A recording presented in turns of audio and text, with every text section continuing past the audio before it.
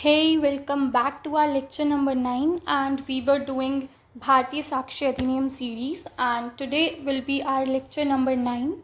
हम लोगों ने लास्ट क्लास में सेक्शन 7 तक कर लिया था right, which was very important, जिसके अंदर हमने कनेक्ट करके TIP भी पढ़ा था. ओके, सो आज हम उसके ऑनवर्ड्स चलेंगे, सेक्शन 8 ऑनवर्ड्स. और हमारा टॉपिक क्या चल रहा है broadly, relevancy of facts part 2 के अंदर, जिसके अंदर हम पहली चीज़ कर रहे हैं, पहला सब टॉपिक कर रहे हैं क्लोजली कनेक्टेड फैक्ट्स, जिसके अंदर सेक्शन 4 से लेकर 50 तक आते हैं. एंड हम लोगों ने सेक्शन 7 तक कवर कर लिया है और आज हमारी बारी है कि हम लोग सेक्शन 8 टूवर्ड्स आगे रन करें.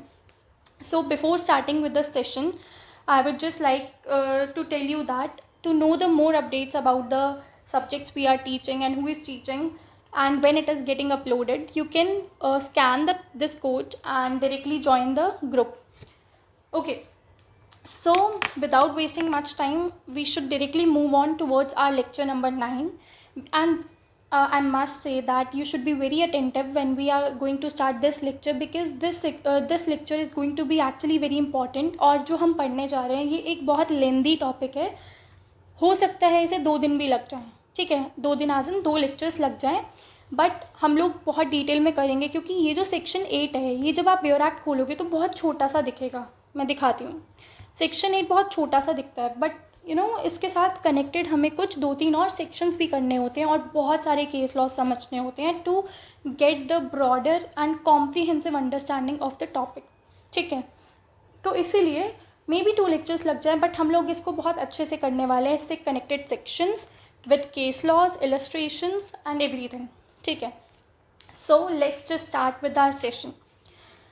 सो स्टूडेंट्स, अभी हम जो सेक्शन 8 पढ़ने वाले हैं, it is connected to conspiracy. आपने IPC BNS में पढ़ा होगा कॉन्स्पिरेसी क्या होता है. एक लेमैन टर्म में अभी समझ लो, क्योंकि अभी हम अगर वो पूरा प्रोविज़न करने तो पॉसिबल नहीं है और कोई नीड भी नहीं है. ठीक है, क्योंकि यहाँ पे जो हम बात कर रहे हैं वो एकदम टोटली अलग है. सेक्शन 8 बात करता है सिंपली कॉन्स्पिरेसी के रिगार्डिंग. उससे पहले बस आपको पता होनी चाहिए कॉन्स्पिरेसी मतलब ईजी लैंग्वेज में कि जब 2 या 2 से ज़्यादा लोग कुछ प्लानिंग प्लॉटिंग करते हैं कुछ क्राइम करने की. मान लो मैंने तुम्हारे साथ मिलके प्लान किया कि चल हम C पर्सन को मारेंगे, फिर उसके बाद हम तैयारियों पे लग गए, काम करने लग गए. सो ये हम दोनों की एक कॉमन इंटेंशन को दर्शाता है. मान लो मेरे दिमाग में पहले आइडिया तो हो सकता है ना सिर्फ एक के दिमाग में पहले आया. अब मैंने जाके तुमको कम्युनिकेट किया कि भाई मैं ऐसा सोच रहा हूँ कि इसको मार देते हैं, ये हमें बहुत दुखी करता है, रोज़ लड़ाई झगड़ा करता है, so we should just end C person. ठीक है, और तुम मान लो अग्री कर गए. ठीक है, अब जब मैंने और तुमने मिलके एक उस पर पहुँच गए कि हाँ हमें इसको मारना है, तो हमारे बीच में एक कॉमन इंटेंशन आ गई कि हम दोनों ये क्राइम करने वाले हैं, हमें इस बंदे को मारना है. तो this is the common intention और इसी को हम लोग कॉन्स्पिरेसी बोलते हैं. द ओनली थिंग इज़ कि मिनिमम 2 पर्सन्स होने चाहिए, 2 से कितने भी ज़्यादा हो सकते हैं. ठीक है, तो जब 2 या 2 से ज़्यादा लोग एक कॉमन इंटेंशन की टूवर्ड्स कोई एक्ट करते हैं या मिशन करते हैं, उसे हम बोलते हैं, क्या चीज़ बोलते हैं, कॉन्स्पिरेसी. ठीक है, अभी के लिए बस इतना बहुत होगा टू रीड सेक्शन नंबर 8. ठीक है, अब मैं एक बार सेक्शन 8 की आपको रीडिंग करा देती हूँ and then we will dig down और हम लोग बहुत अच्छे से फिर पढ़ेंगे इसको. Section 8, open the bare act. And section number 8 क्या बोलता है, थिंग्स सेड और done by conspirator in reference to common design where there is reasonable ground to believe that 2 or more persons have conspired together to commit an offense or actionable wrong.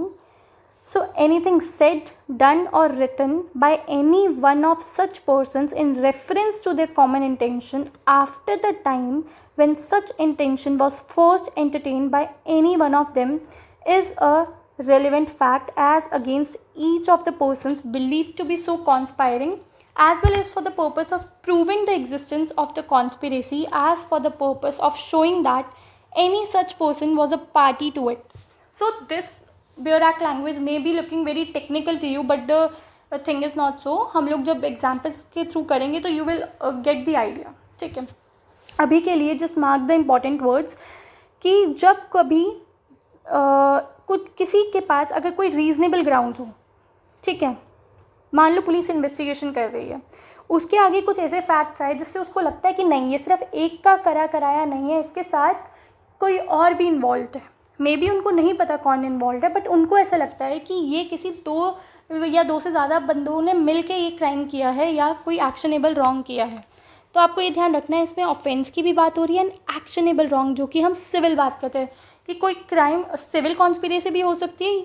ये हो गई हमारी civil conspiracy, ये हो गई हमारी criminal conspiracy, कि कोई क्राइम करने के लिए अगर दो या दो से ज़्यादा बंदे मिल जाते हैं, ठीक है, कि हम कॉन्स्पिरेसी करेंगे या तो किसी क्राइम को करने के लिए या फिर एक्शनेबल रॉन्ग, यानी कि कुछ सिविल करने के लिए। एज एन कि मान के चलो हम दोनों ने मिलके सोचा कि चल यार इसके साथ कॉन्ट्रैक्ट करते हैं और हम इसको बेवकूफ़ बना के असली माल ना बेच के नकली माल बेच देंगे और पैसे डबल लेंगे। तो ऐसे करके भी हो सकता है। ज़रूरी नहीं है कि आप क्राइम ही कमिट करें एज़ पर सेक्शन 8। आपकी कॉन्स्पिरेसी ऐसी भी हो सकती है कि आप सिविल केस के एम्बिट में आ जाएं, कि कोई और तरीके का चीज़ करें, कोई किसी के साथ गलत कॉन्ट्रैक्ट कर लें, किसी के साथ फ्रॉड कर लें, किसी के साथ मिस रिप्रेजेंटेशन कर लें, किसी का नुकसान करा दें, डिस्ट्रॉय कर दें कुछ चीज़, गुड्स वगैरह से रिलेटेड।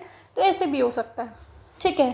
तो जब रीजनेबल ग्राउंड लगता है किसी को कि भाई दो या दो से ज़्यादा लोग इन्वॉल्व हैं या तो किसी ऑफेंस को करने के लिए और एक्शनेबल रॉन्ग करने के लिए, तो उसके बाद क्या होता है ना, एनीथिंग सेड, डन और रिटन, कोई भी चीज़ बोली गई या कोई एक्शन किया गया या फिर कोई चीज़ लिख दी गई bye any one of such persons, यानी कि अब मान के चलो ए, बी और सी, इन तीनों पे शक है कि इन्होंने कॉन्स्पिरेसी की है।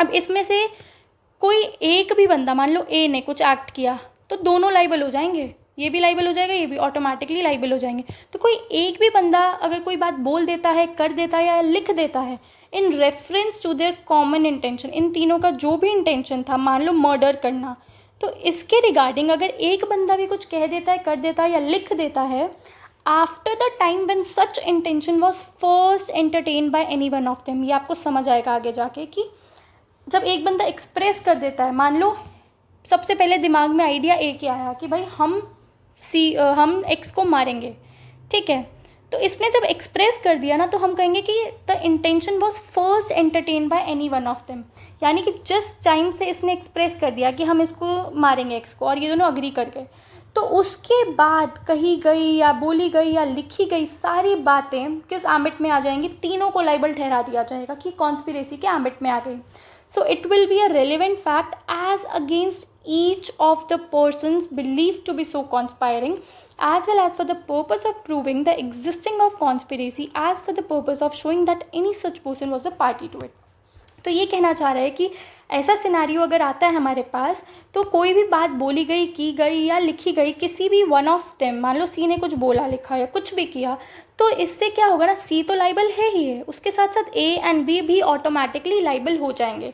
तो ये हमें क्या बता रहा है कि ये दो चीज़ें प्रूव करने की बात कर रहे हैं कि अगर ऐसी सिचुएशन आती है तो it will be a relevant fact. किस चीज़ के लिए रेलिवेंट फैक्ट होगा, ये प्रूव करने के लिए एक तो कॉन्स्पिरेसी है, एग्जिस्ट करती है, ये बताएगा अगर ऐसी सिचुएशन होती है। तो सेक्शन 8 सिर्फ इतना बोलता है, पहली चीज़ इससे क्या प्रूव होगी, क्यों रेलिवेंट फैक्ट होगा, ये दिखाने के लिए कि भाई कॉन्स्पिरेसी तो एग्जिस्ट करती है, प्लस दूसरी चीज़ जो ये लास्ट लाइन में बोल रहा है कि ये भी दिखाने के लिए कि C was also a party to conspiracy.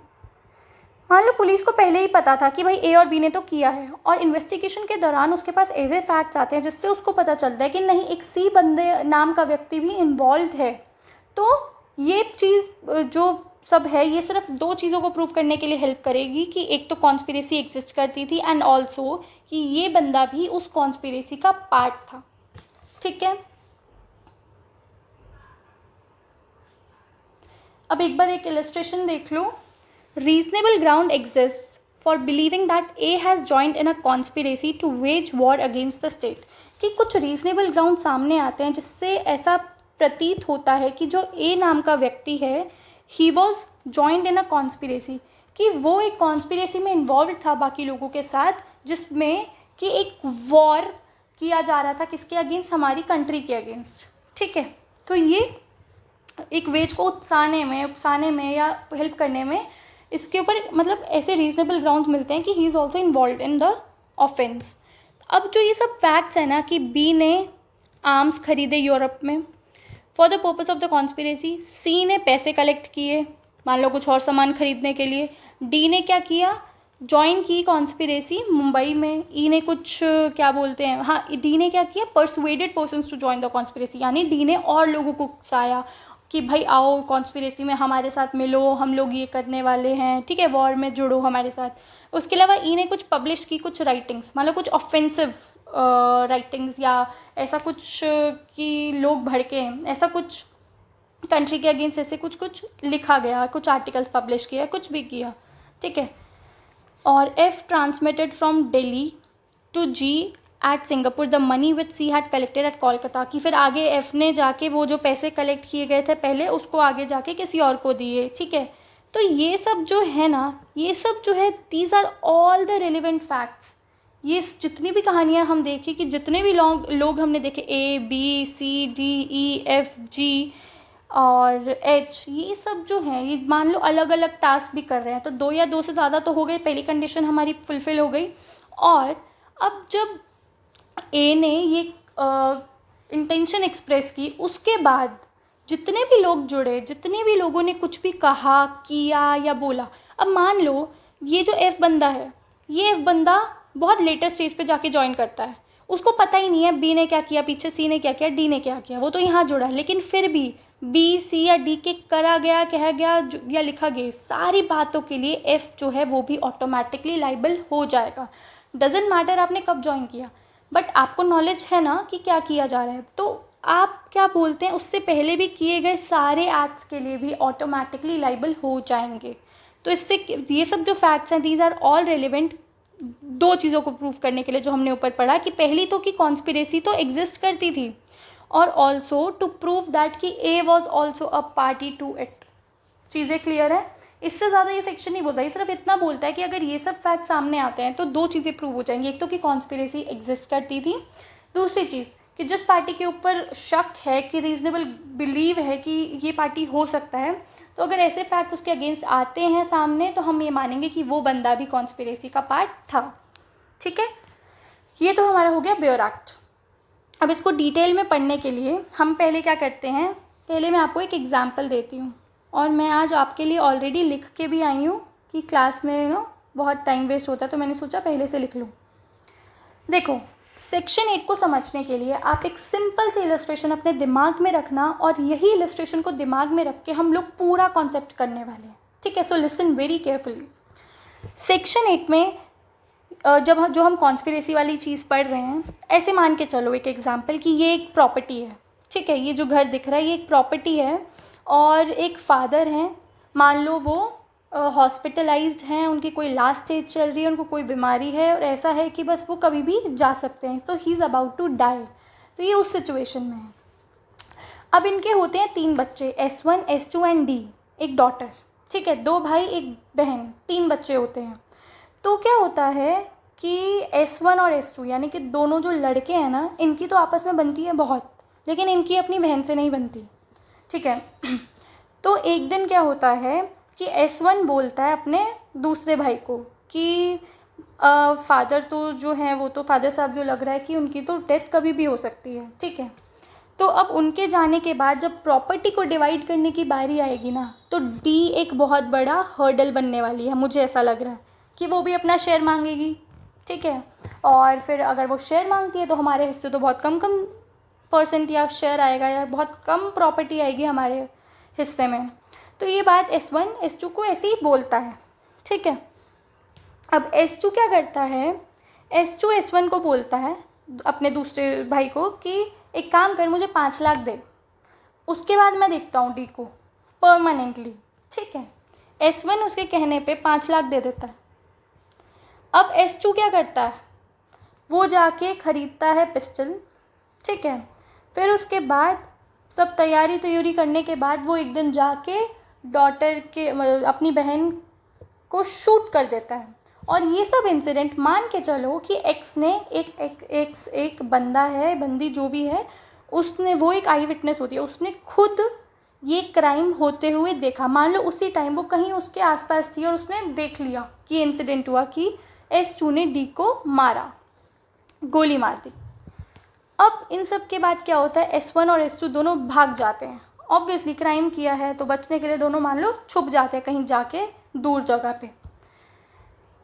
तो अब क्या होता है, अभी अगर आपको ये सिनेरियो समझ आ गया तो अब बताती हूँ मैं कि ये जो सब स्टोरी सुनाई मैंने, इसमें आपको मैं क्या बताना चाह रही हूँ कि जो हमने बेयर एक्ट में ये वो लाइन पढ़ी थी ना, हमने जो वो लाइन पढ़ी थी बेयर एक्ट में, after forming the intention by, याद है आपको? अभी मैंने मार्क भी कराया था कि सेक्शन 8 बोलता है कि जो कॉन्स्पिरेसी वाली चीज़ है, in reference to their common intention after the time when such intention was first entertained.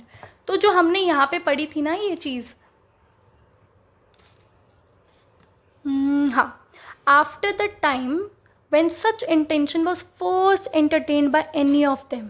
तो ये वाली लाइन समझाने के लिए मैंने आपको ये पूरा का पूरा एग्जाम्पल दिया है, और इस एग्जाम्पल के थ्रू मैं आपको क्या बताना चाह रही हूँ कि मैं आपको ये बताना चाह रही हूँ कि ये वाली जो बातें हुई कि मान लो S1 ने, ऐसे तो हम बहुत कुछ बोल देते हैं, मान लो कभी कभी हमें बहुत गुस्सा आता है तो हम बोल नहीं देते, यार मेरा मन करता है कि मैं इस बंदे को उठा के मार दूँ क्योंकि ये मुझे बहुत दुखी करता है। तो ऐसे तो हम डेली लाइफ में पता नहीं क्या क्या बोल देते हैं, तो हम हर चीज़ के लिए तो कॉन्स्पिरेसी घुसा नहीं सकते, राइट? अब क्या होता है कि S1 ने S2 को जब ये सब बातें बोली ना कि भाई फादर ऐसे लगता है कि कभी भी मर सकते हैं और ये हर्डल बनने वाली है, ये दुखी करेगी हमें, ये अपना शेयर मांगेगी, तो जब तक यहाँ तक नॉर्मल बातचीत थी ना, तो तब तक इसका कोई रेलिवेंस नहीं है, तब तक हम इसको कॉन्स्पिरेसी के एम्बिट में नहीं लेके चल सकते, ठीक है? क्योंकि ये तो सिर्फ एक बंदा अपनी बात बता रहा है, ऐसा थोड़ी बोल रहा है कि मैं सोच रहा हूँ कि इसका मैं ऐसे मर्डर कर दूँ, ऐसा तो कुछ नहीं बोल रहा ना, तो नॉर्मल एक बात बोल रहा है, ठीक है? तो इसने जब तक ये सब बात बोली तो तब तक किसी का भी इंटेंशन फॉर्म नहीं हुआ था मारने मुरने का। तो तब तक जो इससे पहले के जो भी ये फैक्ट्स है ना, ये और ये, इसको हम रेलिवेंट फैक्ट नहीं कंसीडर करेंगे, क्योंकि बेयर एक्ट में साफ साफ लिखा है कि जब इंटेंशन एक्सप्रेस कर देगी एक पार्टी भी, तो उसके बाद कही गई सारी चीज़ें, लिखी गई सारी चीज़ें या की गई सारी चीज़ें तब जाके रेलिवेंट होंगी, ठीक है?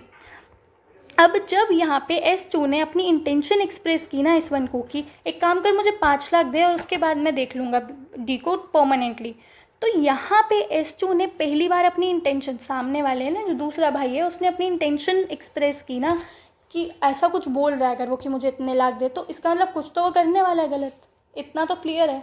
और फिर S1 जाके उसको 5 लाख दे भी देता है, ठीक है? तो मैं ये बोल रही हूँ कि S2 ने जब पैसे दिए S1 को, तो उस टाइम से इंटेंशन एक्सप्रेस कर दी उसने अपनी, तो टुवर्ड्स हेयर। इसके बाद इंटेंशन एक्सप्रेस करने के बाद ये सारे जो फैक्ट्स, उसके बाद जो बातें कही गई, लिखी गई या फिर की गई एक भी बंदे के द्वारा, अब मान लो यहाँ पे S2 ने ये वाली स्टेटमेंट दी, S1 ने 5 लाख दिए, फिर S2 ने बंदूक खरीदी, S2 ने फिर शूट किया, तो अब ये सब जो एक्ट किया, बोला या लिखी गई, जो भी ये सब चीज़ें की है ना, ये मान लो 5 लाख का दिया गया, ये एक एक्ट है और ये भी एक एक्ट है और मार दिया गया। तो अब इसमें सिर्फ हम ये नहीं कहेंगे कि सिर्फ S2 लाइबल है कि S2 ने मारा, क्यों? S1 भी तो इन्वॉल्व था ना, तो उस S1 भी ऑटोमेटिकली लाइबल हो जाएगा for the murder of D। बस मैं यही बात बताना चाह रही हूँ कि इससे ऊपर की वाली बातें it is not relevant under section 8। लेकिन इंटेंशन एक्सप्रेस कर देने के बाद जो भी ये सब हमने फैक्ट्स पढ़े कि किसने कितने पैसे लिए, बंदूक खरीदी, मारा, ये वो, तो इसके लिए सिर्फ एक पार्टी लाइबल नहीं है, इसके लिए दोनों लाइबल होंगी, दोनों की दोनों, S1 एंड S2 दोनों लाइबल हो जाएंगी ये सब एक्ट्स के लिए, क्योंकि यही है कॉन्स्पिरेसी का कॉन्सेप्ट और यही है सेक्शन 8 के अंदर लिखा हुआ। तो अब क्या होता है, आगे की कहानी भी सुनो। S1 S2 तो ये मर्डर करके भाग जाते हैं, फिर FIR जब रजिस्टर की जाती है, मान लो जब डेड बॉडी मिलती है D की, तो उसके बाद किसी ने आके या उसके घर वालों ने FIR जब रजिस्टर किया, तो FIR लॉन्च करने के बाद FIR हाँ S2 के अगेंस्ट लॉन्च हुई, ठीक है? तो क्योंकि उसने ही मारा था ना, तो क्या बोलते हैं, इन्वेस्टिगेशन के टाइम पे एक एक्स पार्टी, जो मैंने ऊपर बताया था कि एक वो आई विटनेस थी, उसने खुद मारते हुए देखा है, तो अब एक्स आके जब बताता है कि पुलिस को आके बताता है इन्वेस्टिगेशन के दौरान कि भाई S2 ने D को शूट किया था और मैंने ये खुद देखा है इंसिडेंट, ठीक है? तो उसके थ्रू पुलिस को अब पुलिस को तो सिर्फ इसी पे ही शक था ना, S2 पे, तो S2 की बात ही X जाके भी कंफर्म कर देता है कि मैंने भी S2 को मारते हुए देखा था। अब उसके बाद क्या होता है, कुछ और फैक्ट सामने आते हैं कोर्ट के पास, कुछ और विटनेस या फिर कुछ और रिकॉर्डिंग्स। मान लो कोई CCTV रिकॉर्डिंग दिखती है जिसमें ये दिखता है कि S1 ने पैसे दिए थे उसको, फिर उसके बाद उसने खरीदी। तो ऐसे ऐसे जब और फैक्ट सामने आते हैं ना, तो तब पुलिस को पता चलता है कि नहीं नहीं, सिर्फ S2 नहीं बल्कि S1 भी इन्वॉल्व है, और दोनों के दोनों भाग भी गए हैं। तो एक रीज़नेबल ग्राउंड मिल गया ना कोर्ट को, पुलिस को। एक हमने पढ़ा था ना सेक्शन 8 की स्टार्टिंग में कि जब when there is a reasonable ground to believe कि 2 या 2 से ज़्यादा बंदा इन्वॉल्व है, तो ये जो चीज़ है ना कि उन्होंने मान लो कुछ और फैक्ट्स भी देखे और फिर देखा कि चलो अगर S2 ने मारा तो मारा, फिर S1 क्यों भागा साथ में, तो कुछ तो फिशी है ना। तो जब दोनों मिसिंग है तो यहाँ से ना ये वाली इंसिडेंट से, ये वाले फैक्ट से रीज़नेबल ग्राउंड मिल गया पुलिस को। किस चीज़ का रीज़नेबल ग्राउंड, कि इससे पुलिस को कुछ लगा कि कुछ फिशी है एंड कहीं ना कहीं S1 भी इन्वॉल्व है, तो इससे उसको डाउट हो गया कि कॉन्स्पिरेसी तो है ही और S1 भी इन्वॉल्व है। ठीक है, फिर S1 को क्या किया गया, अरेस्ट कर लिया गया। तो ठीक है, S1 को जब अरेस्ट कर लिया गया, मान लो हाँ S1 को अरेस्ट किया गया, अभी S2 को नहीं किया गया। जब S1 को अरेस्ट किया तो इसका मतलब क्या है कि S1 is taken out of conspiracy. ये कॉन्सेप्ट भी उतना ही इंपॉर्टेंट है आपके लिए कि ये तो हमने देख लिया कि कॉन्स्पिरेसी स्टार्ट कब से होती है, जब से कोई एक पार्टी भी अगर अपनी इंटेंशन एक्सप्रेस कर देता है, तब से उसके बाद की गई, कही गई, लिखी गई सारी बातें आ जाती हैं कॉन्स्पिरेसी के एम्बिट में। लेकिन ये भी जानना ज़रूरी है कि कॉन्स्पिरेसी कब तक रहेगी, कब तक, कुछ तो एंड होगा। तो इसमें वही बात बोली गई है कि कॉमन इंटेंशन जो मेन इंग्रेडिएंट होता है ना कॉन्स्पिरेसी का, वो तभी तक रहता है जब तक दोनों पार्टीज़ जो हैं इन्वॉल्व हैं। अगर एक भी party is snapped out of या टेकन आउट ऑफ कॉन्स्पिरेसी, मान लो अब S1 को अरेस्ट कर लिया गया, ठीक है, S2 को नहीं किया गया, एक पार्टी को अरेस्ट कर लिया गया, राइट, तो ऑटोमेटिकली कॉन्स्पिरेसी इज़ एंडेड। ये बात आपको समझनी ज़रूरी है कि ऑटोमेटिकली कॉन्स्पिरेसी भी वहाँ ख़त्म होगी, क्योंकि एक पार्टी को तो बाहर निकाल दिया गया ना। तो अब उसके बाद अगर S1 कोई भी स्टेटमेंट देती है after the end of conspiracy, मान लो अगर ये कन्फेस भी कर लेती है कि हाँ मैंने क्राइम किया है और मेरे साथ साथ S2 ने भी किया था और हम दोनों ने कॉन्स्पिरेसी की थी और फिर क्राइम कमिट किया, तो अगर ऐसी चीज़ है, सो हम यही बोल रहे थे कि इसके बाद कही गई सारी बातें will be not relevant under section 8, ठीक है, क्योंकि कॉन्स्पिरेसी ख़त्म हो गई है। एक भी पार्टी को अगर बाहर निकाल दिया गया कॉन्स्पिरेसी से, तो उसके बाद की गई सारी स्टेटमेंट्स, दी गई सारी स्टेटमेंट्स या लिखी गई कोई चीज़ें या कोई एक्ट अगर एक पार्टी भी कर रही है, अब अगर मान लो इसको अरेस्ट कर लिया S1 को, उसके बाद S2 जाके कोई और क्राइम कर देता है या S2 जाके उसके फर्दरेंस में कोई और एक्ट कर देता है या कहीं और से कुछ ले लेता है, तो उसके लिए हम S1 को लाइबल नहीं मानेंगे, क्योंकि S1 तो उस टाइम पे पुलिस कस्टडी में है ना, या अरेस्ट कर लिया गया है, तो वो कैसे इन्वॉल्व हो सकता है। तो उसके बाद की चीज़ों के लिए, उसके बाद के एक्ट्स के लिए हम लोग S1 को लाइबल नहीं करेंगे। तो conspiracy exist only up to a point जब दोनों पार्टीज़ का common intention is there, right. एक बार कॉन्स्पिरेसी ख़त्म हुई या एक भी पार्टी का इन्वॉल्वमेंट ख़त्म हुआ तो कॉन्स्पिरेसी ख़त्म हो गई। उसके बाद जो भी पार्टी कर रही है वो सोलली कर रही है अपने ही, वो खुद ही लाइबल रहेगा, दूसरी पार्टी लाइबल नहीं होगी उस चीज़ के लिए, ठीक है। अब क्या होता है कि अब S1 ने मान लो कन्फेस भी कर लिया था कि कॉन्स्पिरेसी हुई है और मैं और S2 दोनों इन्वॉल्व थे, तो अब ये रेलिवेंट फैक्ट नहीं माना जाएगा, क्योंकि ये statement after the end of conspiracy दी गई है, तो सेक्शन 8 के एम्बिट में नहीं आएगा।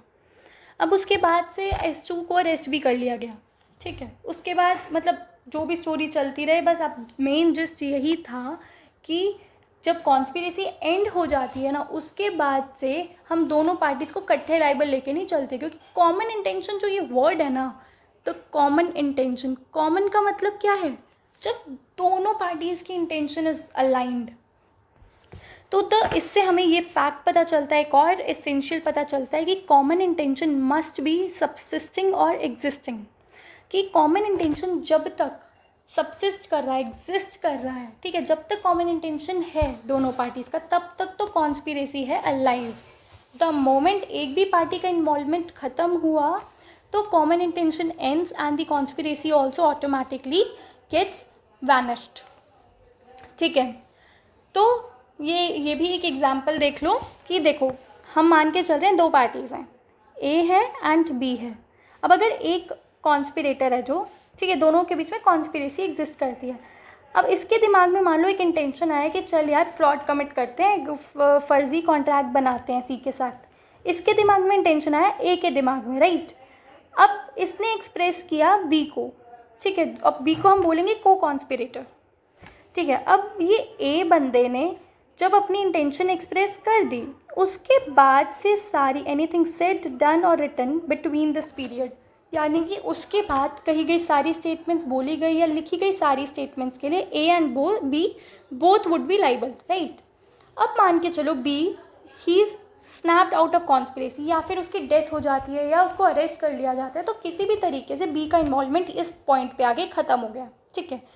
तो जो हम लाइबल करते हैं ना सेक्शन 8 के अंदर कॉन्स्पिरेसी के लिए, तो इस पॉइंट से इस पॉइंट तक ही करेंगे, यानी कि जब तक कॉमन इंटेंशन, मैं यहाँ लिख देती हूँ, जब तक कॉमन इंटेंशन प्रिवेल्स तब तक ही दोनों parties would be considered liable. यानी कि यहाँ पे इंटेंशन फॉर्म हुआ तो यहाँ से इंटेंशन जो है शुरू हुई, कॉन्स्पिरेसी स्टार्ट हुई, ठीक है, और यहाँ इस पॉइंट पे आके ख़त्म हुई, करेक्ट। तो इस दौरान, इस पीरियड के बीच में एनीथिंग सेड डन और रिटन बिटवीन दिस पीरियड की इंटेंशन फॉर्म होने के बाद से लेकर जब तक कॉन्स्पिरेसी एग्जिस्ट करती है, यानी कि जब तक दोनों पार्टीज़ इन्वॉल्व हैं, तब तक के लिए जो भी चीज़ें की गई, लिखी गई या बोली गई, for everything both the parties would be liable under हमारे सेक्शन 8 के under. Clear? This was the thing. अब हम चलते हैं इस एग्जाम्पल के बाद कुछ एसेंशियल्स की तरफ। हमने बेयर एक्ट देख लिया, हमने एक एग्जाम्पल के थ्रू भी समझ लिया। नाउ इम्पॉर्टेंट इज़ कि हम लोग इसकी मेन चीज़ें पढ़ें। सेक्शन 8 के अंदर अभी समझ लिया हमने सब कुछ, बस एक होता है ना, एक स्ट्रक्चर्ड फॉर्म में हमें एक बार रीड लेने की ज़रूरत है, तो सेक्शन 8 क्लियर हो जाएगा। अब सेक्शन 8 में जो भी हमने पढ़ा, इससे हमें कुछ एसेंशियल्स निकल के आते हैं। टोटल कितने हैं हमारे? 6 एसेंशियल्स निकल के आते हैं कि जब हमें सेक्शन 8 की बात करनी है कि रेलिवेंट फैक्ट कब माना जाएगा। सबसे पहला एसेंशियल है सेक्शन 8 के लिए हमारे कि there must be a reason to believe that there exist the conspiracy. कि सेक्शन 8 देखो पहली बात तभी हिट करेगा when there is a reason to believe, यानी कि कोई ग्राउंड है, कोई शक है। ऐसी नहीं कि बेबुनियाद आप बातें कर रहे हो कि कॉन्स्पिरेसी लग रही है, कॉन्स्पिरेसी नहीं, आपके आगे कोई ऐसा फैक्ट आया है, आपके दिमाग में ऐसा कुछ एप्रीहेंशन आया है कि कोई ऐसा रेलिवेंट फैक्ट है, कोई ऐसी चीज़ है, ऐसा फैक्ट है, सबूत आए हैं आपकी आंखों के आगे जिससे आपको लगता है कि कॉन्स्पिरेसी एग्जिस्ट करती है, ठीक है। सबसे पहले ये चीज़ हो गई ये। उसके बाद there is the involvement of 2 और मोर पर्सन्स, 2 या 2 से ज़्यादा बंदे इन्वॉल्व हैं, तभी तो कॉन्स्पिरेसी कहोगे ना, अदरवाइज तो देयर इज़ नो कॉन्स्पिरेसी। और ये किस चीज़ के लिए टुगेदर है? या तो किसी ऑफेंस कमिट करने के लिए और एक्शनेबल रॉन्ग। ऑफेंस मैंने बताया, अगर ऑफेंस करने के लिए इन्वॉल्व है तो उसको हम बोल देंगे क्रिमिनल कॉन्स्पिरेसी, राइट। और अगर एक्शनेबल रॉन्ग कमिट करने के लिए दोनों कॉन्स्पिरेसी करते हैं तो that would be called civil conspiracy. तो ये दोनों इन्वॉल्व करता है सेक्शन 8, सिविल कॉन्स्पिरेसी भी एंड क्रिमिनल कॉन्स्पिरेसी भी। थर्ड एसेंशियल इज, उसके बाद एनीथिंग सेड डन और written by any one of the co conspirator will be a relevant fact. तो इसके बाद जैसे मैंने बताया था ना कि एक बार अगर किसी पार्टी ने अपनी इंटेंशन एक्सप्रेस कर दी, उसके बाद कही गई, लिखी गई या की गई कोई भी चीज़ दोनों को लाइबल करेगी, दोनों कॉन्स्पिरेटर्स को लाइबल करेगी और ये एक रेलिवेंट फैक्ट माना जाएगा, ठीक है। अब ये सब जो चीज़ें हैं, it must be in reference to the common intention after such intention was first entertain by any one of them not before. जैसा कि मैंने अभी बताया, अभी हमने एग्जाम्पल के थ्रू भी देखा कि ये सब जो हम बोल रहे हैं ना कि कोई दूसरा कॉन्स्पिरेटर भी ऑटोमेटिकली लाइबल हो जाएगा पहले वाले के एक्ट्स के थ्रू भी, तो ऐसा हम क्यों बोल रहे हैं? क्योंकि हम कॉमन इंटेंशन का कॉन्सेप्ट देख रहे हैं। तो जब किसी एक बंदे ने पहली बार अपना फर्स्ट एंटरटेन किया, फर्स्ट टाइम अपनी इंटेंशन एक्सप्रेस की, तो उसके बाद की गई, बोली गई सारी बातों के लिए दूसरी पार्टी भी ऑब्वियसली लाइबल हो जाएगी, ठीक है। अब जो ये रेलिवेंट फैक्ट, हम रेलिवेंट फैक्ट बोल रहे हैं ना कि ये रेलिवेंट फैक्ट होगा, वो रेलिवेंट फैक्ट होगा, तो ये जो रेलिवेंट फैक्ट होगा it is against all the conspirators. अगर 2 पार्टीज इन्वॉल्व है ना, ए और बी, और ए ने कुछ एक्ट किया या कुछ किया है तो उसके लिए बी भी ऑटोमेटिकली लाइबल हो जाएगा, ठीक है। क्योंकि कॉन्स्पिरेसी का कॉन्सेप्ट है, कॉमन इंटेंशन का कॉन्सेप्ट है कि एक भी पार्टी कुछ कर रही है तो दूसरी पार्टी भी ऑटोमेटिकली लाइबल हो जाएगी। और इसी को हम आगे जाके पढ़ेंगे कि हम इसीलिए सेक्शन 8 को प्रिंसिपल ऑफ एजेंसी या वाइकेरियस लाइबिलिटी भी बोलते हैं, क्योंकि एक एक्ट के थ्रू बाकी भी ऑटोमेटिकली लाइबल हो रहा है, राइट। अब लास्ट थिंग इज़ कि ये सब जो हम बात कर रहे हैं कि एक रेलिवेंट फैक्ट है नहीं है, तो ये सब प्रूव क्या करता है? ये जो हम बात कर रहे हैं कि ये सब फैक्ट्स रेलिवेंट है, तो रेलिवेंट है तो कुछ तो प्रूव करता होगा, सिर्फ 2 ही चीज़ें प्रूव करता है। यहाँ प्लस लगाओ क्योंकि एंड है, ठीक है। पहली चीज़, अगर ये सब सिनेरियो है तो पहली चीज़ तो ये प्रूव होएगी कि it is a relevant fact to show that कि एक कॉन्स्पिरेसी तो एग्जिस्ट करती है। और दूसरी चीज़, जिस भी पार्टी का इनको लग रहा था रीज़न टू बिलीव, तो अगर उसके अगेंस्ट फैक्ट्स या एविडेंसेस मिलते हैं तो ये भी प्रूव हो जाएगा कि वो पर्टिकुलर पार्टी भी को कॉन्स्पिरेटर है। सिर्फ इन्हीं 2 चीज़ों को प्रूव करता है हमारा सेक्शन 8, ठीक है। अब आगे चलते हैं हम लोग। हाँ, तो ये सब एग्जाम्पल्स के थ्रू आई होप आपको ये एसेंशियल्स तो क्लियर हो गए होंगे कि सेक्शन 8 को हिट करा जाएगा तो हमें क्या क्या बातों का ध्यान रखना है और क्या नहीं रखना, क्लियर। अब देखते हैं, जस्ट अ सेकेंड। अब हम ये वाला प्रिंसिपल जो मैं आपको बोल रही थी कि आगे जाके हम पढ़ने वाले हैं, तो हम एक बार पहले यही वाला कवर कर लेते हैं कि हम सेक्शन 8 को ना यहाँ लिख दो कि कोई कन्फ्यूज़न ना रहे कि हम सेक्शन 8 की ही बात कर रहे हैं, कि हम इसको प्रिंसिपल ऑफ एजेंसी या फिर वाइकेरियस लाइबिलिटी के नाम से भी जानते हैं। अगर आपसे क्वेश्चन पूछ लिया जाए कि ये जो प्रिंसिपल ऑफ एजेंसी या वाइकेरियस लाइबिलिटी कौन से सेक्शन को हिट करता है या किसको बोला जाता है, तो आपको ध्यान रखना है कि सेक्शन 8 को ही बोलते हैं। क्यों बोलते हैं? क्योंकि एवरी को conspirator is an agent and principle of all others. जो अभी हमने ऊपर जस्ट बात की कि अब देखो 3 पार्टीज़ हैं, ए है, बी है एंड सी है। पार्टीज़ बोले 3 एक्यूज्ड हैं या 3 लोगों ने क्राइम कमिट किया है, 3 पार्टीज़ इन्वॉल्व हैं कॉन्स्पिरेसी में। तो फर्स्ट टाइम जिसने भी इंटेंशन एक्सप्रेस की उसके बाद के सारे एक्ट्स या कोई चीज़ें बोली गई या कोई चीज़ें लिखी गई। अब मान लो बी ने कुछ एक्ट किया, ठीक है। अब ए और सी चाहे अवेयर भी हैं या नहीं है, डजेंट मैटर, बट क्योंकि इनका कॉन्स्पिरेसी में इन्वॉल्वमेंट है तो बी के द्वारा किए गए एक्ट से बी तो लाइबल है, no doubt. A and C also, मतलब वो भी ऑटोमेटिकली लाइबल हो जाएंगे, ऑटोमेटिकली लाइबल, क्योंकि there is the concept of conspiracy. तो इसीलिए हम बोलते हैं, जैसे हम वाइकेरियस लाइबिलिटी का कॉन्सेप्ट पढ़ें, एजेंसी का कॉन्सेप्ट करें, कि अगर एक प्रिंसिपल है जिसने एजेंट को हायर किया हुआ है अपने छोटे मोटे काम करने के लिए, तो अगर एजेंट कोई काम करता है या कुछ गलत कर देता है तो उसके लिए भी प्रिंसिपल ऑटोमेटिकली लाइबल होता है। जैसे मास्टर सर्वेंट में भी, कि अगर सर्वेंट ने कुछ गलत चीज़ कर दी है उस ऑफिशियल आवर्स में या जब तक ड्यूटी थी उसकी, तो उसके लिए हमारा मास्टर भी लाइबल हो जाता है। तो यही कॉन्सेप्ट है वाइकेरियस लाइबिलिटी का और एजेंसी का, जो हमें सेक्शन 8 के साथ पढ़ना होता है, ठीक है। अब हम कुछ केस लॉज पढ़ेंगे। जैसा मैंने बताया था कि इसके अंदर ना there are going to be many case laws, बहुत सारे केस लॉज हैं और पढ़ने भी ज़रूरी हैं, ठीक है। तो एक एक करके हम लोग चलते हैं, हमारा कॉन्सेप्ट क्लियर हो गया है। केस लॉज के थ्रू बस ये कि आपको एक एडिशनल लिखने का भी मैटर मिल जाता है और कुछ ऑथेंटिकेशन मिल जाती है कि अगर हम कोई एक बात बोल रहे हैं तो हम उसको किसके साथ सब्सटैंशिएट करने की कोशिश करें, क्योंकि ये बात कहीं हेल्ड भी की गई है, तो ये आपके आंसर का वेट ऑटोमेटिकली बढ़ा देता है, ठीक है। अब सारे केस लॉज के नाम याद ना हो तो डजेंट मैटर, कोई बात नहीं, बट आपको मेन जो उसके अंदर की कही गई बात है, जो कॉन्सेप्ट है, वो ज़रूर याद रहना चाहिए। That is more important than learning the name of cases and years. याद हो जाए तो अच्छी बात है, वेल एंड गुड।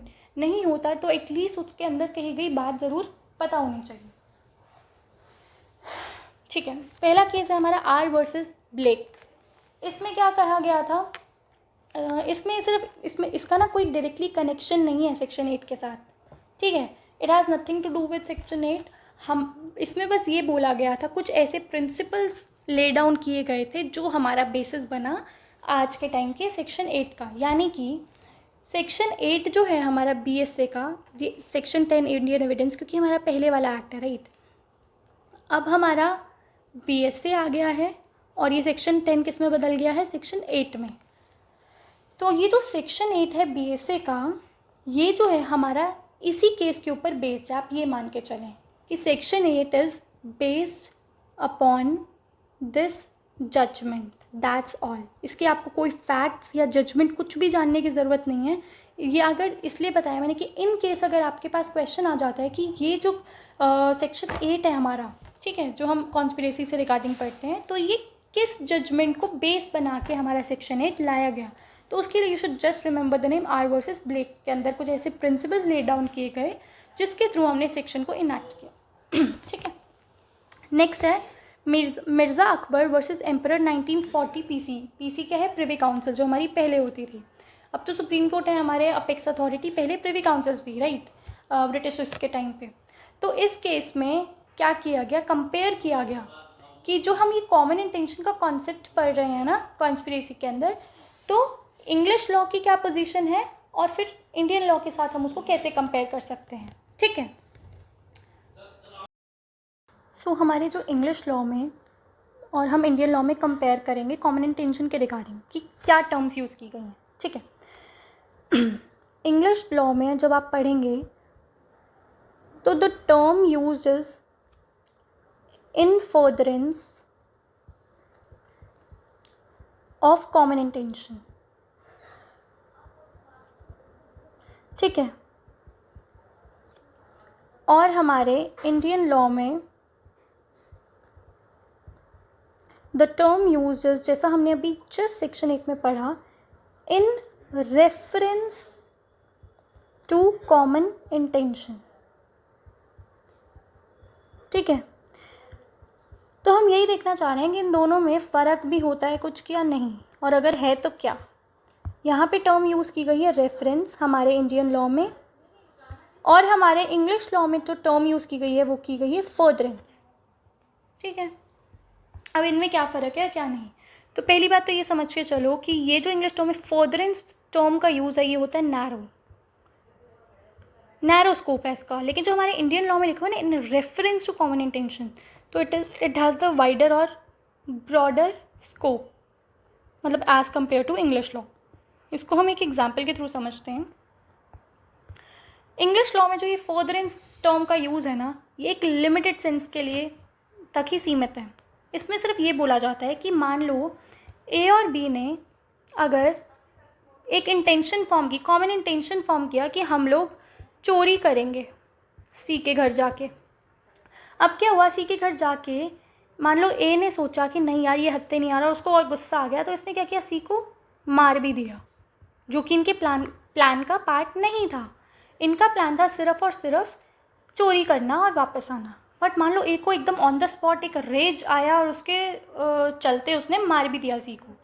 तो जो बी है ना उसको सिर्फ इस तक के लिए ही लाइबल किया जाएगा, जो मारा गया उसके लिए only A alone is liable, क्योंकि it was not in furtherance of common intention. यहाँ पे जो फर्दरेंस टर्म है ना, इसका मतलब होता है कि जो इन्होंने डिसाइड किया है, जो इन्होंने एक इंटेंशन फॉर्म किया था कुछ करने का, तो उसी के फर्दरेंस में अगर कोई चीज़ होती है, अगर वही चीज़ कमिट करते हैं, तब तक तो है दोनों लाइबल।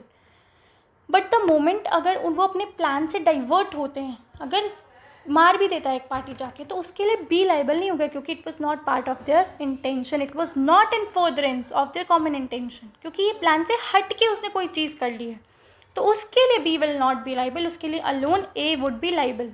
ठीक है, अब पैरेलली जब हम इंडियन लॉ में हम पढ़ते हैं in reference to common intention, तो ये ना सिंपली ये बोलता है कि कुछ भी चीज़ कनेक्टेड होगी ना, अगर सब कुछ लाइबल ठहरा दिया जाएगा दोनों पार्टीज़ को। सेम एग्जांपल लेते हैं, अगर ए और बी ने प्लान किया कि हम लोग चोरी करेंगे, बट रेज में आके ए ने मर्डर भी कर दिया, तो ए और बी दोनों लाइबल होंगे इन दोनों के लिए, लाइबल फॉर बोथ। तब वहाँ पे बी ये डिफेंस नहीं ले सकता कि नहीं हमने तो सिर्फ चोरी तक का सोचा था, अब इसने, मुझे क्या पता था ये वहाँ पे जाके मर्डर कर देगा, तो मैं थोड़ी लाइबल होना चाहिए। तो this defence can not be taken हमारे इंडियन लॉ के इस रेफरेंस वर्ड के चलते, कि आपने चाहे इतना ही प्लान किया था, वहाँ जाके कुछ और भी हो गया तो तब भी बोथ पार्टीज़ आर लाइबल। ये है हमारा दोनों के बीच में डिफरेंस। ठीक है, आगे चलते हैं हम अपने तीसरे केस के towards. Badri Rai versus state of Bihar 1958 Supreme Court का केस है। इसमें हेल्ड किया गया कि जो रूल ऑफ वाइकेरियस लाइबिलिटी है ना, ये है कॉन्स्पिरेसी को प्रूव करने के लिए। ठीक है, तो वाइकेरियस लाइबिलिटी का कॉन्सेप्ट हम ऑलरेडी पढ़ चुके हैं कि एक बंदा, कॉन्स्पिरेसी में ए और बी दोनों हैं। अब अगर एक बंदे ने, ए ने भी कुछ कर दिया उस रेफरेंस में जाके अगर एक पार्टी ने कुछ कर दिया तो को कॉन्स्पिरेटर है वो ऑटोमेटिकली लाइबल हो जाएगा। So both parties would be liable. ठीक है, तो यही है हमारा वाइकेरियस लाइबिलिटी का कॉन्सेप्ट कि हम कॉन्स्पिरेसी के लिए वाइकेरियस लाइबिलिटी का कॉन्सेप्ट लेके चलते हैं। जो हमारा प्रिंसिपल है वाइकेरियस लाइबिलिटी का कि अगर एक पार्टी कुछ कर रही है, अगर प्रिंसिपल कुछ कर रहा है तो agent will be automatically liable. इसी तरीके से अगर one conspirator is doing something तो जो को कॉन्स्पिरेटर है वो भी ऑटोमेटिकली उस चीज़ के लिए लाइबल हो जाएगा। सो द क्वेश्चन इज कि हम वाइकेरियस लाइबिलिटी का कॉन्सेप्ट क्यों लगा रहे हैं कॉन्स्पिरेसी पे? कुछ तो रीजनिंग होगी ना, कि ऐसे ही थोड़ी कि हम दोनों को मर्ज करें। हम उस कॉन्सेप्ट को इसलिए लगाते हैं, एक बहुत ब्यूटीफुल लाइन बोली गई सुप्रीम कोर्ट ने, because conspiracy is hatched in secrecy and executed in darkness. क्योंकि जो ये कॉन्स्पिरेसी है ना, it is hatched in secrecy. मतलब कॉन्स्पिरेसी क्या है? ये कोई वो थोड़ी है कि आपको कोई चीज़ दिख रही है होती हुई। कॉन्स्पिरेसी इट्स ऑल अबाउट हमारे स्टेट ऑफ माइंड की बात है, ये हमारी दिमाग की बात है। आपके दिमाग में क्या चल रहा है मुझे क्या पता है, या फिर मेरे दिमाग में क्या चल रहा है सामने वाला कैसे जान सकता है कि मैं किसी का मर्डर करने का सोच रही हूँ या मैं किसी के साथ कुछ गलत करने का सोच रही हूँ? How would the other person know? So the concept of conspiracy, जो ये कॉन्स्पिरेसी हम कर रहे हैं ना, ये सारा दिमाग का खेल है कि जब तक कोई एक्ट नहीं आएगा ना करके, तब तक हमें कॉन्स्पिरेसी का पता ही नहीं चलेगा। It is hatched in secrecy. यानी कि जब आप प्लानिंग प्लॉटिंग भी करते हो, मान लो ए और बी ने प्लान किया हम सी का मर्डर करेंगे, तो ये किसी तीसरे बंदे को थोड़ी पता है, इन दोनों के दिमाग में ही तो है और अभी ना कुछ किया गया है। So it is hatched in secrecy. ये प्लानिंग प्लॉटिंग सब सीक्रेसी में होती है, छुप के होती है। और दूसरी चीज़, it is also executed in silence. और जब ये सब मान लो मर्डर करने पहुंच जाते हैं सी का, तो तब भी तो वो डार्कनेस में है। मतलब किसी तीसरे बंदे को थोड़ी पता है। जिन दो बंदों ने डिसाइड किया वही दोनों बंदे जाके कर रहे हैं, किसी तीसरे बंदे को भनक भी नहीं है। तो ये सब एक डार्कनेस सीक्रेसी में होती है चीज़ें। इसीलिए हमें स्ट्रिक्ट करना ज़रूरी है। इसलिए हम कॉन्स्पिरेसी में वाइकेरियस लाइबिलिटी का कॉन्सेप्ट जोड़ देते हैं, क्योंकि इन दोनों पार्टीज़ के अलावा और किसी को कुछ पता ही नहीं है। और अगर कुछ एक्ट हो जाता है तो हम दोनों पार्टीज़ को पैरेलली, एक मतलब साइमल्टेनियसली दोनों को लाइबल ठहराएंगे, क्योंकि दोनों ने मिलकर डिसाइड किया था। तो अब अगर एक पार्टी भी कुछ कर रही है तो दूसरी पार्टी भी लाइबल होगी। इसलिए हम वाइकेरियस लाइबिलिटी का कॉन्सेप्ट यहाँ पे लगाते हैं। वाइकेरियस लाइबिलिटी हम लोग यूजुअली कहाँ पढ़ते हैं? टॉर्ट्स वगैरह में, सिविल केसेस में पढ़ते हैं। तो हम यहाँ पे कॉन्स्पिरेसी में क्यों लगा रहे हैं? The reason is this, simple is that. अब पढ़ते हैं एक नेक्स्ट केस और है, मोहम्मद खालिद वर्सेस वेस्ट बंगाल का 2002 सुप्रीम कोर्ट। इसमें सिर्फ इतनी बात बोली गई कि post arrest statements are not to be considered relevant fact under section 8 because that person is snapped out of conspiracy। इस चीज़ का हम एग्जाम्पल ऑलरेडी पढ़ चुके हैं, जो हमने इलस्ट्रेशन स्टार्टिंग में पढ़ी थी कि दो भाई मिलके अपनी बहन का मर्डर कर देते हैं ताकि उनको हिस्सा ना बांटना पड़े प्रॉपर्टी में। तो उसमें हमने देखा था कि S1 और S2 ने जब क्राइम कमिट किया, मर्डर किया, कि मतलब मारा इसने था बट प्लानिंग प्लॉटिंग दोनों की थी, कॉन्स्पिरेसी दोनों की थी। तो अब पहले S1 को अरेस्ट कर लिया गया। तो जैसे ही अरेस्ट किया गया, मैंने क्या बताया था कि कॉन्स्पिरेसी इज़ एंडेड, क्योंकि हमारा मेन एसेंशियल था कि कॉन्स्पिरेसी मस्ट बी सबसिस्टिंग, कि एग्जिस्टेंस में होनी चाहिए कॉन्स्पिरेसी, तभी हम दोनों पार्टीज़ को लाइबल करेंगे एक पार्टी के भी एक्ट के टुवर्ड्स।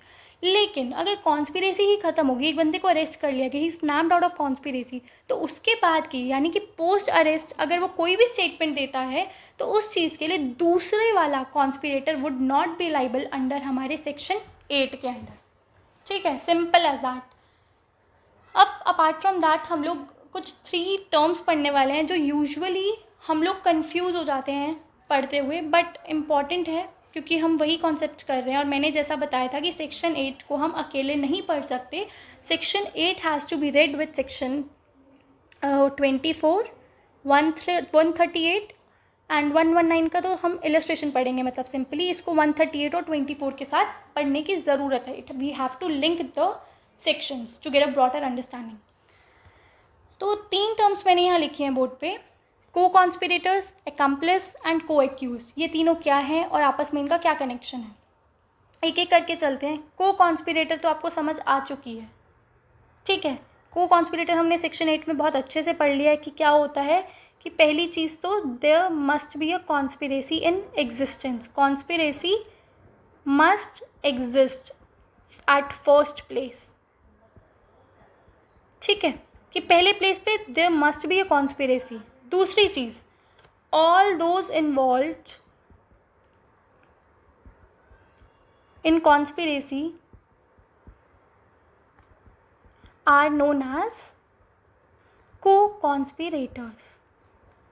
ये चीज़ हम ऑलरेडी पढ़ चुके हैं, बट क्योंकि हमें तीनों का डिफरेंस जानना ज़रूरी है तो that's why I am repeating. तो को कॉन्स्पिरेटर्स कौन होते हैं. पहली बात तो कि एक कॉन्स्पिरेसी एग्जिस्ट करनी चाहिए. कि कॉन्स्पिरेसी एग्जिस्ट करनी चाहिए मतलब 2 या 2 से ज़्यादा लोगों का इन्वॉल्वमेंट होना चाहिए, पहली चीज़. उसके बाद जितने भी इन्वॉल्व होते हैं उस कॉन्स्पिरेसी में, सब के सब को हम कॉन्स्पिरेसी लिख दिया मैंने. अच्छा, जो भी इन्वॉल्व होते हैं कॉन्स्पिरेसी में उनको हम को कॉन्स्पिरेटर्स बोल देते हैं, ठीक है. अगर ए, बी और सी इन्वॉल्व हैं, तीनों के तीनों आपस में को कॉन्स्पिरेटर्स हैं, ठीक है. ये हमारा हो गया को कॉन्स्पिरेटर्स का कॉन्सेप्ट. और कॉन्स्पिरेसी खुद में ही एक ऑफेंस है, पता होगा आपको. कॉन्स्पिरेसी इज इन इटसेल्फ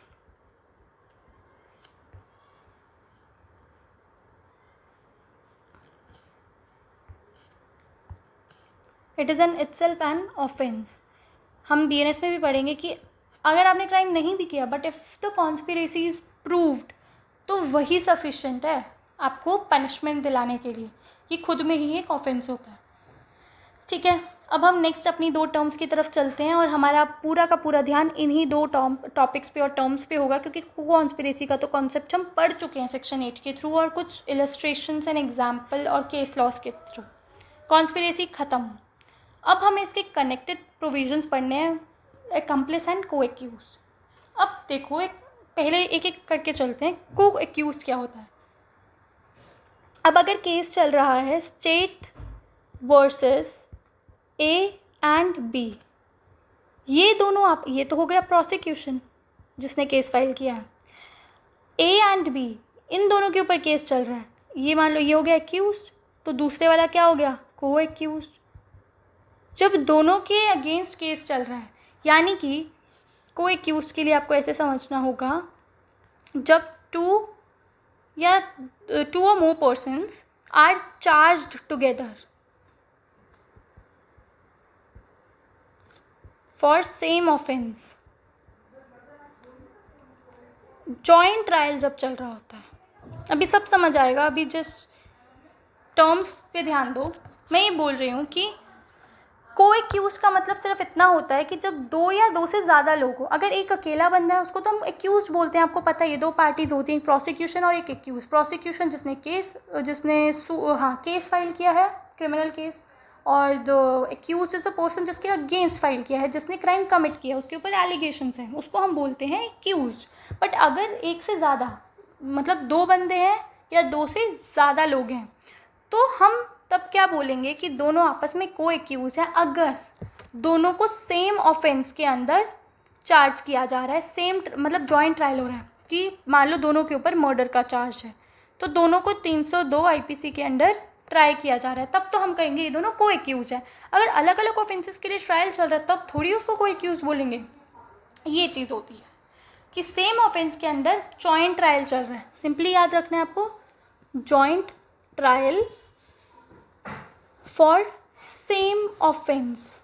एक ही ऑफेंस के चलते दोनों के ऊपर अगर ट्रायल चल रहा है तो उसे हम बोलेंगे को एक्यूज्ड.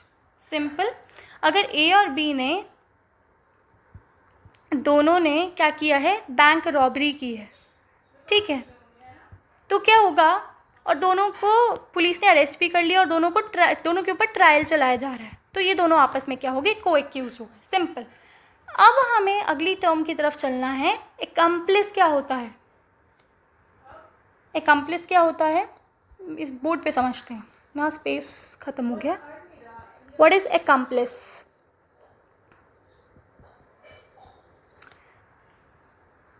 ये भी आपने टर्म सुनी होगी, और हम कई बार ना कंफ्यूज कर देते हैं इसको, एक्यूज और एकम्प्लिस को। These are not the same thing. पहली चीज़, इसके लिए ना हम लैटिन टर्म भी यूज़ करते हैं, पार्टिसिप्स